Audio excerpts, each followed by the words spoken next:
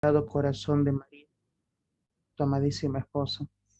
Ven, Espíritu Santo, ven por medio de la poderosa intercesión del Inmaculado Corazón de María, tu amadísima esposa. Señor Jesús, te damos gracias porque nos regalas la vida en abundancia, porque eres la resurrección y la vida, y porque aún en medio del dolor estás presente en medio de nosotros. Te pedimos la intercesión poderosa, la omnipotencia suplicante de María, hoy que vamos a hablar sobre ella, para que nos asista y nos proteja en todo momento y en todo lugar. Dios te salve María, llena eres de gracia, el Señor es contigo, bendita tú eres entre todas las mujeres, y bendito es el fruto de tu vientre Jesús. Santa María, Madre de Dios, ruega por nosotros pecadores, ahora y en la hora de nuestra muerte. Amén. Nuestra Señora de Fátima, ruega por nosotros. Bien, hermanos. Hermano Leandro, te interrumpo antes de que comiences. Está Marco Antonio, si lo quieres poner de coanfitrión, que te ayuda con las preguntas. Bueno, en la clase de hoy, que es la penúltima clase que vamos a tener, esta es la penúltima clase del Catecismo de la Iglesia Católica, y vamos a hablar de un tema que es muy importante, y es el tema de María, Madre de Cristo y Madre de la Iglesia.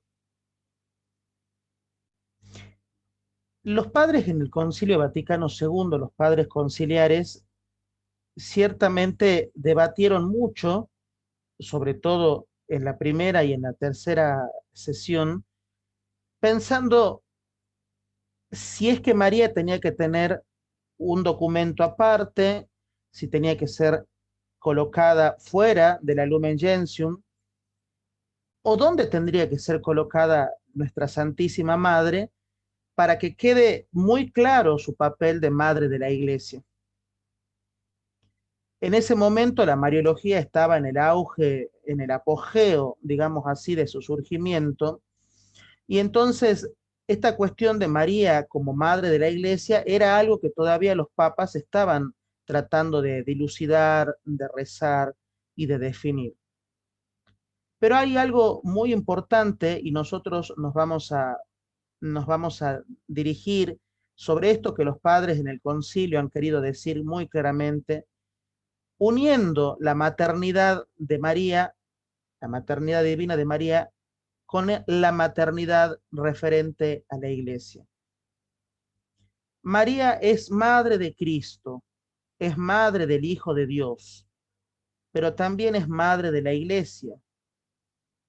Y en esta doble maternidad de María, la Iglesia se reconoce partícipe. Y nosotros como hijos de la Iglesia también nos reconocemos hijos de nuestra Madre. Dice el numeral 963, se la reconoce y se la venera como verdadera Madre de Dios y del Redentor. Evidentemente, la solemnidad que nosotros celebramos cada 1 de enero nos hace que pongamos nuestra mirada en María, Madre de Dios, que la reconozcamos como nuestra Madre, en tanto y en cuanto es Madre de la cabeza. Es Madre nuestra en tanto y en cuanto es Madre de la cabeza, es Madre del Hijo de Dios. Pero como es Madre del Hijo de Dios, dice el Catecismo, también es Madre de los miembros de Cristo, de los miembros de la Iglesia, de aquellos que nacen de la fe de la Iglesia, de aquellos que somos parte del único cuerpo cuya cabeza es Cristo. Entender que María es madre de la Iglesia es un punto muy importante que el Concilio Vaticano II ha definido y ha zanjado esta cuestión que hasta ese momento era muy controversial. María como madre, pensar en el misterio de la maternidad de María. Y pensar en el misterio de la maternidad de María nos lleva indefectiblemente a pensar en nuestra cuestión que es inherente a este punto y es la cuestión de la filiación. Somos hijos de la iglesia y al ser hijos de la iglesia somos hijos de esa madre que gobierna la iglesia. Somos hijos de la reina de la iglesia que es nuestra Madre Santísima. Pero nosotros no podemos invocar a la Virgen María como madre de la iglesia, como madre de Cristo, si nosotros no tenemos ese norte en el cual nosotros sostengamos el papel que la Virgen María cumple en la obra de la redención. Los padres conciliares, y antes del concilio también, y después del concilio, ¿por qué no decirlo también? Pensaron una y otra vez sobre cuál es el papel de María en el misterio de la redención. ¿Cuál es el papel de María con respecto a la comunidad de los creyentes, a la iglesia recién naciente, como lo narra el libro de los Hechos de los Apóstoles? Y el papel de María no es otro que estar muy unido a Cristo. Y desde Cristo, que obra, que opera la redención, ayudar en la obra de la redención. Esto que estoy diciendo es un dogma que nosotros esperamos, que la Iglesia espera que el Papa, cualquiera sea, el Papa Francisco o su sucesor, pueda de una vez por todas proclamarlo. María como corredentora de la gracia. Es que mirar a María es tan natural para el Hijo que nos hace esa mirada que nosotros hacemos a los ojos llenos de misericordia de nuestra Madre, nos hace mirar a aquel que es nuestra salvación, aquel que es fruto de nuestra redención, aquel que derramó su sangre por amor. Por eso esa unión mística que nosotros como cristianos tenemos con María es una unión que los padres en el concilio, en la Lumen Gentium número 57, como dice el punto que estamos trabajando, nos hace encarar nuestra mirada a Cristo, monte de nuestra salvación. Nos une a Cristo. No se puede entender el misterio de la Santísima Virgen María si no es en relación con la iglesia, si no es en relación por la iglesia y para la iglesia, pero en unión íntima con su divino Hijo Jesús. Por eso, dice el Catecismo de la Iglesia Católica, tomando las palabras del concilio, esta unión de la madre con el hijo se manifiesta desde el momento de la concepción virginal hasta su muerte. María estuvo unida. El corazón inmaculado de María siempre palpitó al lado del corazón sufriente de Cristo Jesús. Por eso, esta filiación que nosotros tenemos, que nos hace reconocer la maternidad de María, la podemos entender sobre todo en el momento del dolor, en el momento de la cruz. La Virgen Santísima avanza en esa peregrinación de la fe, dice el catecismo. Y nosotros podemos preguntarnos acá, ¿cómo es que nosotros avanzamos en esta peregrinación de la fe? Con María. Esta mañana, para los que saben que estoy de luto, cuando rezamos el rosario en el velatorio, eh, cantábamos, y yo pensaba mucho en esta catequesis de ahora, ¿no? Esa canción tan hermosa mientras recorres la vida. Mientras recorres la vida, tú nunca solo estás, contigo por el camino, Santa María Paz. Y la petición que le hacemos, ven con nosotros a caminar, Santa María, ven. Ven con nosotros a caminar, Santa María, ven. Este canto resume un poco el artículo 964. La Virgen nos va a primeriar, como dice el Papa Francisco, en la peregrinación en la fe. La Virgen avanza con confianza absoluta. Y es más, no solamente con confianza, avanza con una fe fuerte, con una fe firme, pero con esa fe que la mantiene siempre unida al misterio de la redención. María no se la puede entender a la Santísima Virgen María si no es unida al misterio de la redención. Y a mí me encanta decir esto porque María evidentemente está unida al misterio de la redención. Opera la voluntad de Dios Padre. Y al operar la voluntad de Dios Padre, evidentemente es la madre del dolor, la madre que presenta el corazón lleno de dolor por las heridas que le van a infringir a su hijo y por las heridas que nosotros pecadores infringimos al corazón de una madre tan buena. Pero el sacrificio del corazón de la Virgen, repito, el sacrificio del corazón de la Virgen no tiene, no tiene otra consecuencia que alivianar la inmolación de su Hijo Jesús que se entrega como víctima por nuestros pecados. Por eso es que nosotros, mirando el Calvario, podemos entender las palabras que nuestro Señor Jesucristo le dice a su madre. Y antes de decirle a su madre, le dice al discípulo que más quería, ahí tienes a tu madre. Mujer, ahí tienes a tu hijo. Cuando le dice al discípulo, ahí tienes a tu madre, no le dice a este discípulo solamente, sino que se lo dice a este discípulo que nos representa a todos los caminantes en la fe, a todos los que vamos avanzando en el camino de la fe. Y por eso le dice, mujer, ahí tienes a tu hijo, porque la reconoce. Esta es una palabra fundamental cuando el Señor Jesucristo, nuestro Señor Jesucristo, en la palabra de Dios utiliza la palabra mujer. Muchos dicen, ¿por qué no la llama mamá o madre? ¿Por qué le dice mujer? En la Sagrada Escritura, decir la palabra mujer es el atributo más grande que el Señor Jesús le puede haber dado a su Santísima Madre. Ella es la mujer con mayúscula, la mujer con todas las letras.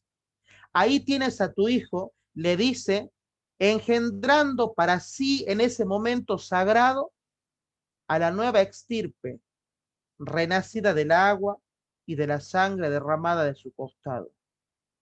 María nos acepta en ese momento. María acepta ese momento de la maternidad insoslayable, de ese momento de la maternidad intrínseca como madre de la iglesia, como madre de la familia de la humanidad.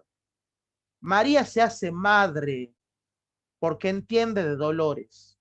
María se hace madre porque concibió en su seno, porque conoce en su corazón inmaculado los deseos del corazón del Padre. Miren qué bonito esto que estoy diciendo.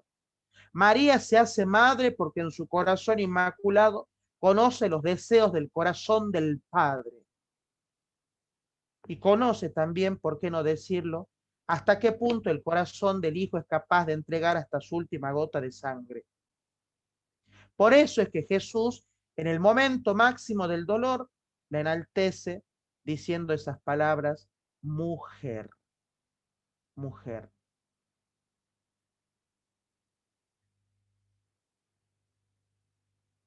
Decía el padre Hidalgo, que nos ha dado el curso de Mariología, tomando las palabras de San Bernardo, nunca se hablará bastante de la Santísima Virgen María. Nunca será suficiente. Pero si de algo nosotros podemos estar más que seguros, es que la Santísima Virgen María es madre. Y a mí me gusta mucho decir que es mamá, que es mamá. Y es madre de la iglesia, y por lo tanto, al ser madre de la iglesia, comienza a caminar el camino de la iglesia naciente. No abandona la iglesia, no la deja sola, no deja que la iglesia vaya a la deriva. Empieza a caminar los caminos nacientes de la iglesia, y por eso es que en los comienzos de la iglesia podemos contemplarla como la mujer orante, la madre de la oración. La madre de la oración que nos enseña a orar. La madre de la oración que no solamente nos enseña a orar, sino que nos guarda en su corazón orante. Escuchen esto, hermanos. la madre de la oración, que en su corazón orante nos guarda.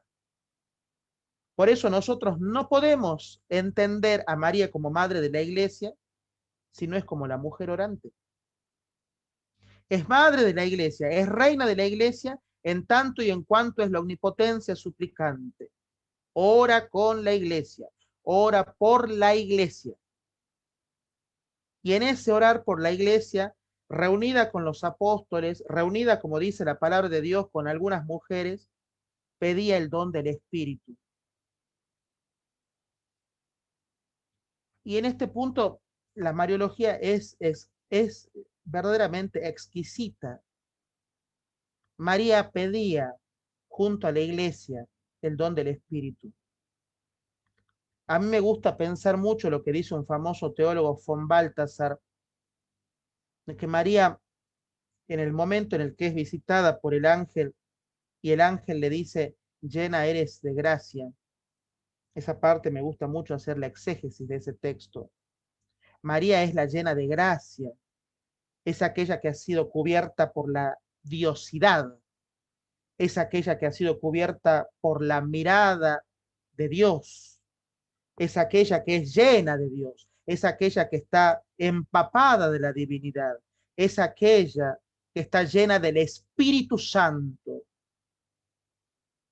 Por eso que María es el terror de los demonios, por eso que solo al nombre de María los demonios huyen, porque el nombre de María evidentemente es sinónimo de la llena de Dios.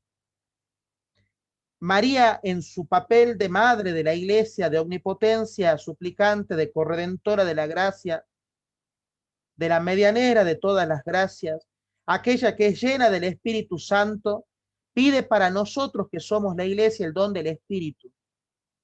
Pide que nosotros podamos entrar, como ya lo expliqué en algunas catequesis, en el tiempo del Espíritu, en el neuma divino, que nosotros podamos entrar sin lugar a dudas en el tiempo de la iglesia naciente, que no es otra cosa que es el tiempo del Espíritu para nosotros.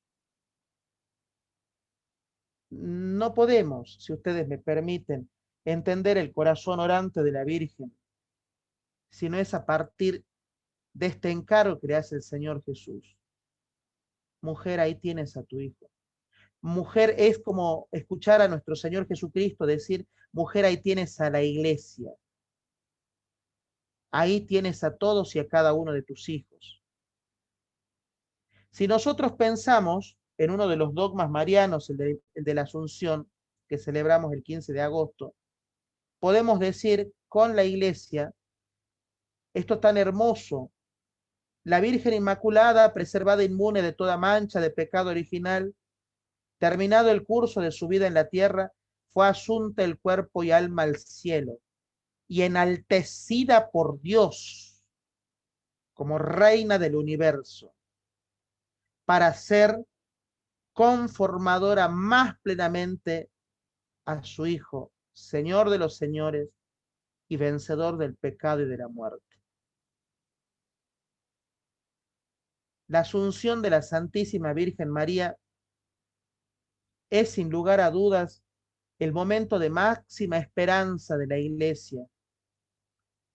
La asunción de la Santísima Virgen María es el momento lleno de gloria en el que la Iglesia ya vive una anticipación de la futura esperanza que nos toca. Nos toca eso, llegar al seno de la Trinidad, llegar a la visión beatífica.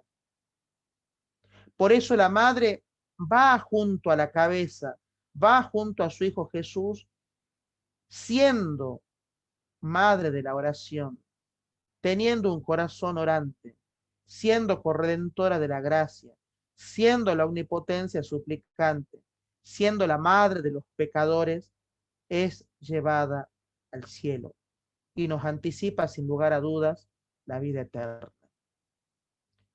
Por eso es que en el fiat de María, esto lo dijimos más de una vez, en el fiat de María nosotros encontramos ese hágase a la voluntad de Dios. Ese pleno hágase a la voluntad de Dios. Y por eso desde ese pleno hágase es que nosotros podemos decir que María es la corredentora.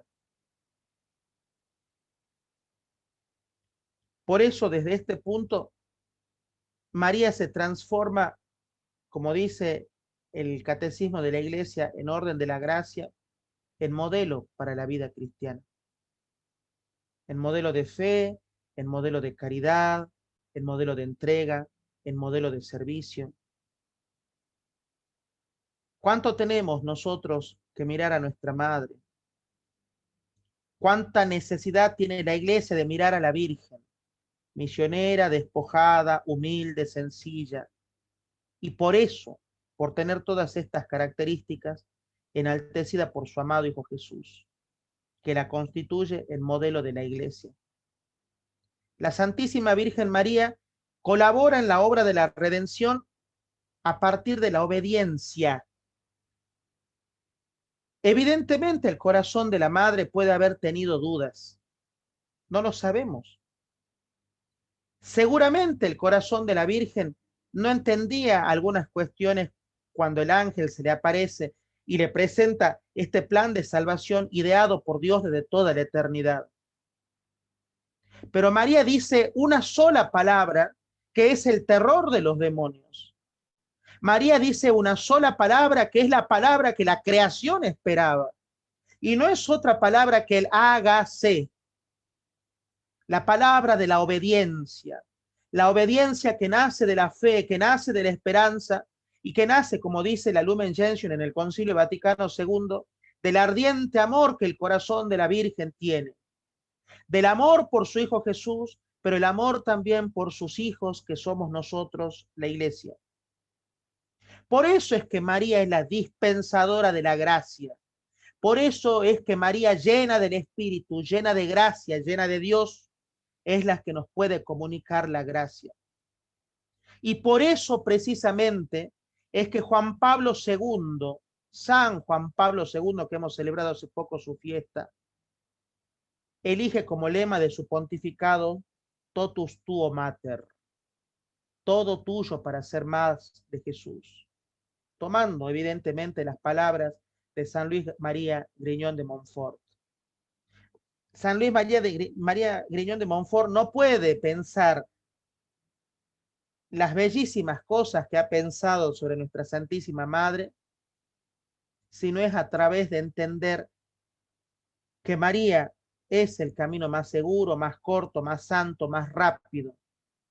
María es la tesorera, la dispensadora de la gracia. Y esto nos hace decir gracias, mamá María.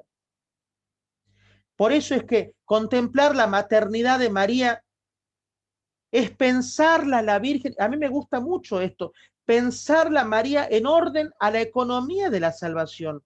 ¿Qué lugar preeminente Dios le ha otorgado al corazón inmaculado de María para que sea la dispensadora de la gracia, la tesorera del cielo, la ecónoma de la vida eterna, solo por su sí? Si nosotros hacemos una bajada a nuestra vida, ¿qué sería de nuestra vida si nosotros le diéramos al Señor el sí? Aún en medio del dolor, aún en medio del sufrimiento, aún en medio de lo que no conocemos. Junto a ti, María,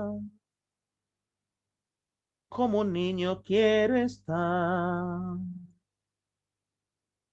Tómame en tus brazos, guíame en mi caminar. Quiero que me eduques,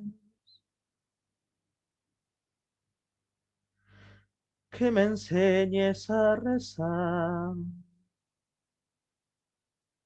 Tómame en tus manos, guíame en mi caminar.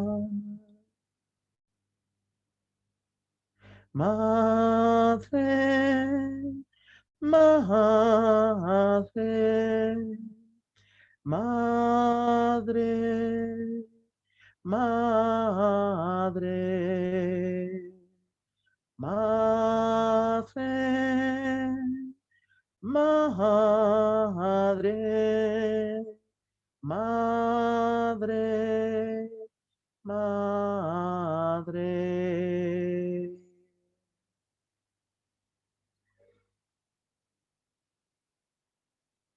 María recibe el encargo de su hijo a los pies de la cruz.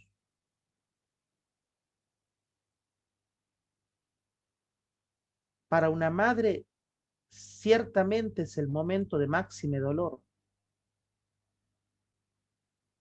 el momento en el que tiene muerto a su amado hijo en sus brazos. Pero María está de pie. María, que ya entiende su función de madre de la iglesia, está de pie con una firmeza impoluta, con una esperanza grande. María está de pie en el momento de la cruz, siendo consecuente con el sí que dio al ángel. Y si tomamos la interpretación de von Balthasar, no al ángel, sino a Dios. Dios mismo se le aparece, dice von Balthasar.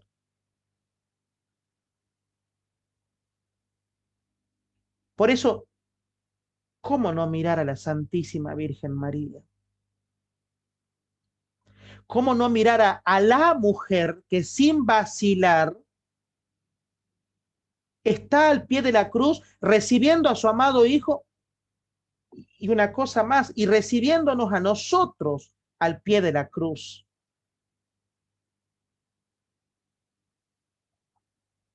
Recibiéndonos a nosotros al pie de la cruz. María no se baja de la cruz, María no abandona la misión, María no abandona su iglesia, María sabe que la barca está en peligro, María sabe que la barca muchas veces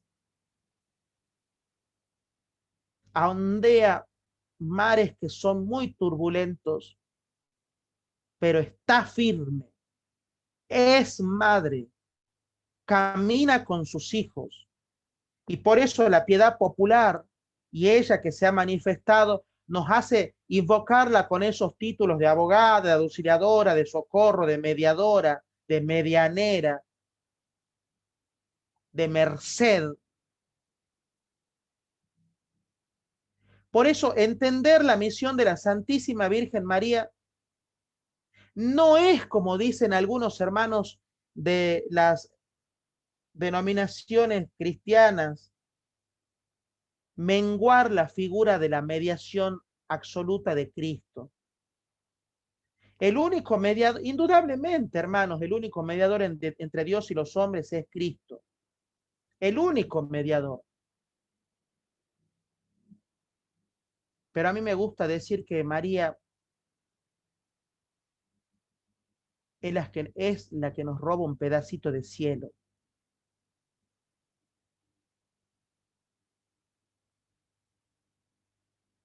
A mí me gusta pensar, mirarla.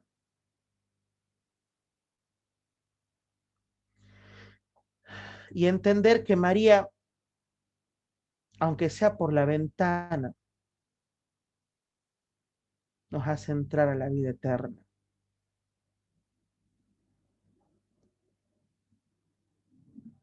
No, no se puede entender el corazón de una mamá tan grande si no es en estrecha relación con el único mediador entre Dios y los hombres, que es Cristo. Por eso la mediación de Cristo, su supremo atributo, nos hace entender que María depende de esa mediación. Y nosotros, como dice la Lumen Gentium, dependemos totalmente de ella, de esa mediación. Quisiera terminar la catequesis de hoy hablando sobre el culto que nosotros le damos a la Santísima Virgen María. Hay una encíclica, la cual recomiendo grandemente leer, la Marialis Cultus, una encíclica ya antigua, pero siempre nueva, donde el magisterio de la Iglesia nos hace entender el culto que nosotros debemos darle a la Santísima Virgen María. Y en esto quisiera hacer una reflexión corta sobre la diferencia entre el culto que nosotros le damos, por ejemplo, a los fieles difuntos, ahora que estamos rezando la novena, el culto que nosotros debemos darle a los santos, el culto que nosotros le damos a San José, el culto que nosotros le damos a la Santísima Virgen María y el culto que nosotros debemos darle a Dios. Dentro de este orden, la Santísima Virgen María tiene un lugar preeminente y nosotros a ella le rendimos culto de hiperdulía. A los santos, dulía. A la Santísima Virgen María, culto de hiperdulía. Y al Señor Jesús, a Dios, el culto de adoración. ¿Por qué será que la Iglesia, tomando las palabras del Evangelio de Lucas, donde dice que todas las generaciones la llamarán bienaventurada, todas las generaciones la llamarán bienaventurada, le ofrece a la Santísima Virgen María este culto de hiperdulía? Porque evidentemente no adoramos a la Virgen, no la adoramos. Pero los que nos hemos consagrado, por eso, permítanme decirlo, aquellos que hemos hecho el método de San Luis María Grillón de Montfort como esclavos de María, aquellos que hemos hecho los 33 días y que nos hemos consagrado, somos esclavos de la sabiduría eterna. La consagración es esa. Somos esclavos de la sabiduría eterna y por ser esclavos de la sabiduría eterna, somos esclavos de amor de María. Cierren los micrófonos, por favor. Por favor, cierren los micrófonos. Por ser esclavos de la sabiduría eterna, entonces nosotros somos esclavos de amor de la Santísima Virgen María. Qué importante este tema.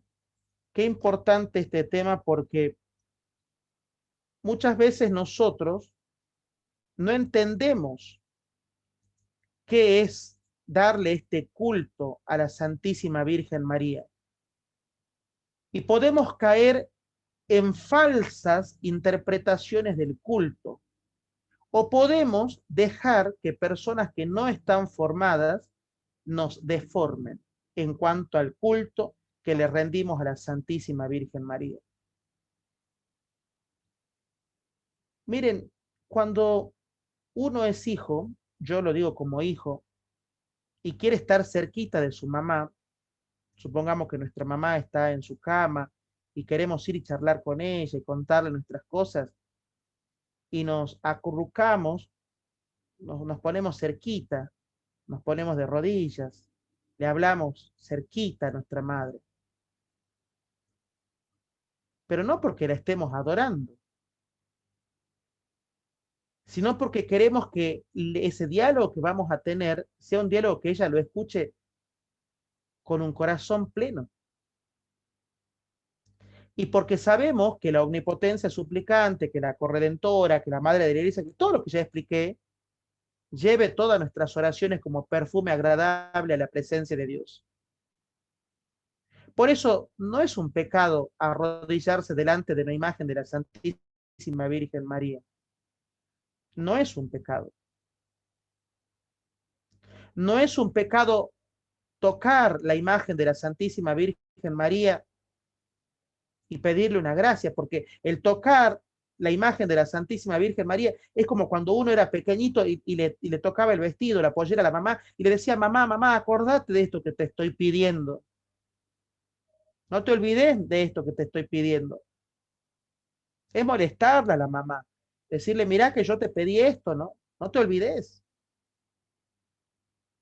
El culto a la Santísima Virgen María evidentemente es un culto que va muy unido con la eclesiología y la cristología, con la eclesiología y con la cristología. No se entiende el culto a la Santísima Virgen si no es cristocéntrico. Por eso es que la piedad popular hermanos míos muy queridos, nos ha llevado a entender que el rosario no solamente es un instrumento de unión con el corazón orante de la Virgen, sino que también es un instrumento con el cual nosotros nos unimos al corazón de Jesús. Pero déjenme decirles que el rosario no es una oración mariana, y no quiero que después salgan con flechas incendiarias a quemarme, ¿no? El rosario no es una oración mariana. El rosario es una oración cristocéntrica que transita los misterios de la vida de Cristo. Si no, leamos los misterios. Y porque transita la vida de Cristo, hace que nosotros en cada Ave María le digamos Ave María y sintamos la presencia de la Virgen. Y sintamos en nuestro corazón que ella nos escucha.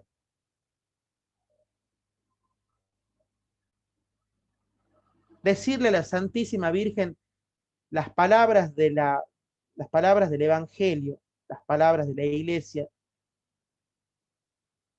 no es repetir memorísticamente, sino es decir, María, tú que eres la llena de Dios, ruega por nosotros. María, tú que eres la llena de gracia, la llena del Espíritu, bendita tú eres. Bendito es el fruto de tu vientre. Ruega por nosotros aquí en el destierro. Ruega por nosotros aquí en el siglo, en el mundo, y llévanos a la vida eterna. Por eso la Iglesia, con tanta sabiduría a lo largo del calendario litúrgico, ha designado varias fiestas en honor a la Virgen. Memorias obligatorias, memorias libres, memorias obligatorias, fiestas, solemnidades. Dando a entender así que el culto a la Santísima Virgen María tiene siempre, siempre, lo tuvo, lo tiene y lo tendrá, un lugar preeminente en la vida de oración de la Iglesia. Abrimos el espacio de preguntas y respuestas. Muy buenas noches, hermano Leandro. Buenas noches, hermanas y hermanitos. Por favor, levantar la manito virtual para que puedan hacer las preguntas correspondientes al tema que hoy se ha impartido por el hermano Leandro. Gracias. Hermano Humberto, puede encender su micro y hacer la pregunta correspondiente. Gracias, hermano Marco. Buenas noches, hermano. Buenas noches, hermano Leandro. Bueno, ya creo que se adelantó y me dio un poco la respuesta que tenía una preocupación, porque justamente quería basarme en el numeral, la última que hemos visto, que sería la 971, porque me pasó un caso donde una hermana de nuestra parroquia, catequista, siento que estaba elegido para proclamar la lectura y bueno, tengo que pasar por la imagen y mi pensamiento llevo de que, como digo, no es que lo estoy adorando a nuestra madre, como lo decía recién en esa explicación, sino que mi idea era que me hacía llevar en el pasaje bíblico donde en la boda de Caná, donde le pidió e intercedió a nuestra madre. Entonces yo siempre le pido intercesión a nuestra madre, ya que soy consagrado, para que me dé la fuerza de proclamar con claridad para mis hermanos. Entonces, al finalizar, después de terminar la misa, sale esta hermana y me dice, no, estás equivocado, no se arrodilla. Arrodillarse es adoración a Dios.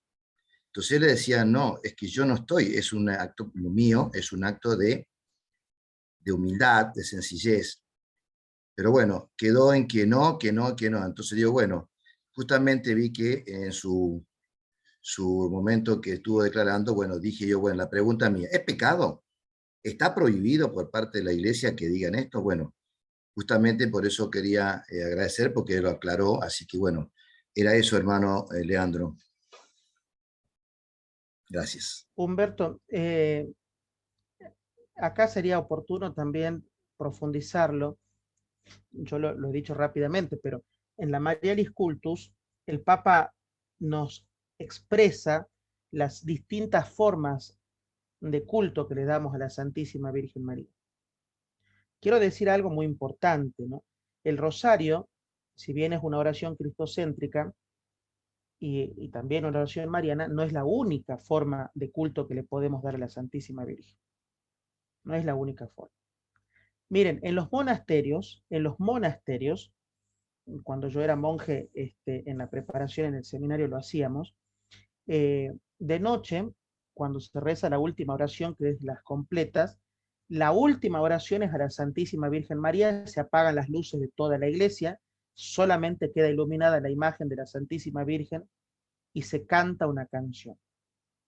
Esa canción, obviamente en latín, esa canción que se le canta a la Santísima Virgen es dando a entender esto, aquella que es la ecónoma de la salvación, que si esta noche nos lleva el Señor, que nos encuentre en gracia. Pero aparte de eso, el culto a la Santísima Virgen María ha sido muy cuestionado, no solamente por nuestros hermanos de otras confesiones o de otras denominaciones cristianas y religiosas, sino que también ha sido cuestionado dentro del mismo seno de la Iglesia. Por eso, y esto me hago cargo de lo que estoy diciendo, un auténtico hijo de la Iglesia, mejor dicho, un auténtico y verdadero hijo de la Iglesia no puede no ser mariano. No podemos obviar a la Santísima Virgen María. Bueno, María le hacemos un cantito al final de la misa y ya nos acordamos de ella. María no es un cantito del final de la misa. La Hola, Santísima buenas Virgen, noches. la Santísima Virgen María no solamente se merece un cantito, la Santísima Virgen María se merece nuestro estilo de vida que aspira a vivir las virtudes que ella vivió. Por eso tocarla, tocar el manto, por eso ofrecerle rosas a María, aparte del rosario físico que es una corona de rosas, el ofrecerle flores a María, el adornar el trono de María, implica hacerle ese obsequio de los hijos. Y en definitiva también, el tocar el manto de María, la imagen de María, identifica mi relación con Dios, mi relación con Dios. Bien, ¿qué otra pregunta? Hermana Lali Abu, ¿puede encender el micro, por favor? Buenas noches para todos. Bueno, hermano Leandro, yo le cuento que a mí me ha sucedido algo también. Yo, cuando voy a la iglesia o en mi casa, yo tengo una imagen de la Virgen María Auxiliadora pegada en la pared de mi nochero en el trabajo, porque no puedo tener otra imagen acá, un bultico, no puedo. Entonces yo la tengo ahí pegada y yo siempre que voy a rezarle un Dios te salve, yo me arrodillo. Y cuando me confieso y el Padre me dice que vaya, que mi penitencia son 10 Ave María, yo también me arrodillo en la iglesia delante de la imagen. Eso no, creo que no está mal, no lo sé. No, evidentemente que no está mal. No. De hecho, si nosotros, bueno, también aquí sería bueno hablar sobre el culto eucarístico, ¿no? Eh, Nosotros cuando nos ponemos de rodillas delante del Santísimo Sacramento, saben ustedes que con la adoración, con la visita y la adoración, que bueno, después hay que diferenciar lo que es la visita de lo que es la adoración, ¿no? Eso lo dejo para los padres que dan liturgia, que son muy buenos, y ellos seguramente ya lo explicaron o lo explicarán mejor que yo, pero hay que diferenciar lo que es la visita de lo que es la adoración eucarística. Y dentro de la adoración eucarística, la adoración simple de la adoración solemne, que ese es otro punto muy importante. Pero podemos ponernos de rodillas y el hecho de rezar el rosario de rodillas delante del Santísimo Sacramento también tiene indulgencia. También tiene indulgencia. Yo había preparado una catequesis, pero bueno, no se va a poder dar por un error de conexión, no se va a poder dar ahora durante la novena, y en algún momento se dará sobre el purgatorio y sobre las indulgencias. En algún momento lo daremos, Dios dirá cuándo. Pero en este punto quería explicar que sí, nosotros podemos arrodillarnos y ofrecer. Es más, es una penitencia, una gran penitencia, porque a lo mejor andamos mal de la rodilla y bueno, quizá no puedo estar todo el rosario de rodillas, pero a lo mejor ofrezco un denario, o a lo mejor ofrezco dos denarios. Bueno, ya cada uno va ofreciendo delante de Jesús sacramentado. ¿Sí? Bien, última pregunta. Hermanito David Dragograme.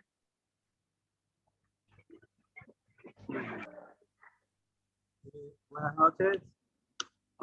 ¿Sí me se oye? Sí, sí. Soy David Gómez de México.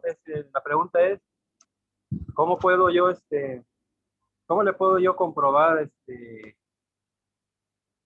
manera eh, con a un protestante, por decirlo así, lo que sí me pasa a mí constantemente, porque ellos se basan solamente en la Biblia y ellos piden pruebas de cómo decirles que María, María Virgen es eso y más, ¿no? Es nuestra madre. Y muchas veces yo salgo en defensa, pero a veces me faltan argumentos, ¿no? Mm, De pruebas. Esa sería mi pregunta. bien. Bueno, para responder a la pregunta, habría que basarse fundamentalmente en la imagen del Antiguo Testamento que tiene la Santísima Virgen. La Miriam, la llena de la alegría, la mujer de la alegría. Eso en primer lugar. Pero en segundo lugar, hay algo muy interesante que lo dicen los santos inclusive, ¿no? La Virgen María se abre camino sola. Eso es importante saberlo. Nosotros proponemos este camino de sanación, de salvación, de economía de la gracia, más rápido, más seguro, más fuerte, a través de María. Pero no podemos obligar a nadie. No podemos obligar a nadie. Tampoco podemos convencer a la fuerza a nadie. Lo que sí debemos decir es que tanto nosotros, los protestantes, los evangélicos, cuando vamos al Evangelio de Lucas, no podemos obviar los sanos textos que en el libro del Evangelio de Lucas salen expresamente marcados y direccionados a la Santísima Virgen. ¿Qué te puede decir un protestante, un evangélico, cuando escucha hablar de la Santísima Virgen en estos términos? ¿Qué pueden decir? ¿Que el ángel se apareció a quién? ¿A una muchachita y nada más? Y es un argumento poco sólido el de ellos. Lo que pasa es que nosotros, y esto lo digo con mucha caridad, mis buenos hermanos, tenemos que pasar de tener un culto simple a tener un culto pero bien formado. Por eso es importante hacer este curso, bueno, que ya lo hicimos, ¿no? El curso de Mariología, donde el padre Hidalgo nos ha hablado profundamente, no sé si alguno de ustedes habrá participado, pero nos ha hablado profundamente de lo que es la Mariología, y eso que falta, ¿no? El año que viene, si Dios quiere, me gustaría que el padre Hidalgo o algún otro sacerdote nos exponga sobre los misterios del Rosario, para entender cómo María es cooperadora de la gracia, y no solamente cooperadora de la gracia, sino que en ese orden, en cuanto es cooperadora de la gracia, nos transmite la gracia divina. Ahora, discutir con los protestantes, con nuestros hermanos evangélicos, y no tiene mucho sentido, porque ellos no van a entrar en razón por más que yo haga aparecer, disculpen la expresión, al mismo Dios. Es así, están cerrados en su postura. Entonces yo les puedo dar 50.000 argumentos. Podríamos tocar los argumentos que da Santo Tomás de Aquino, podríamos tomar los argumentos que da San Simón Stock, podríamos tomar distintos tipos de argumentos que son bíblicos y que son eh, dentro de la tradición de la iglesia.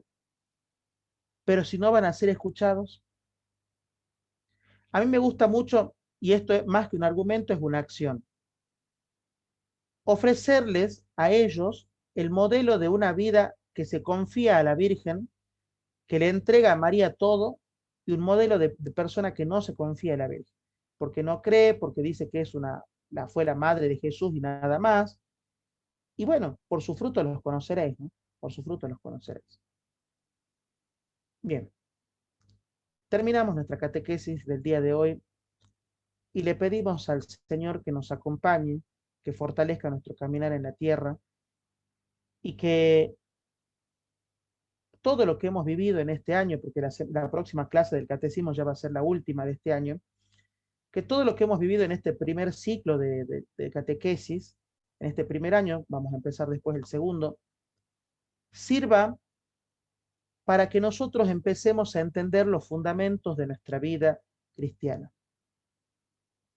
Agradecerles a todos y a cada uno de ustedes por este año en el cual, si ciertamente algunos han ido, han vuelto, van y vienen, pero algunos seguramente estará desde noviembre del año pasado con nosotros. Agradecerles por la paciencia, por la generosidad, invitarlos a profundizar en todos los temas que ya hemos visto y a prepararnos para el segundo año, que es un año también muy fuerte, porque ya vamos a ver más que nada la parte sacramental. Pero eso ya vamos a hacer una introducción próximamente. Dios te salve María, llena eres de gracia, el Señor es contigo, bendita tú eres entre todas las mujeres, y bendito es el fruto de tu vientre Jesús. Santa María, Madre de Dios, ruega por nosotros pecadores, ahora y en la hora de nuestra muerte. Amén.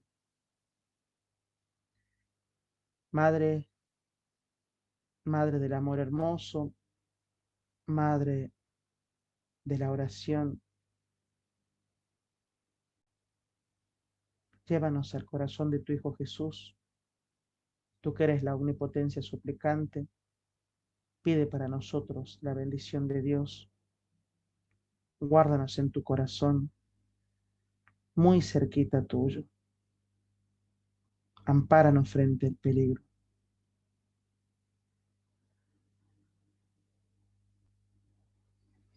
En el nombre del Padre, y del Hijo, y del Espíritu Santo. Amén.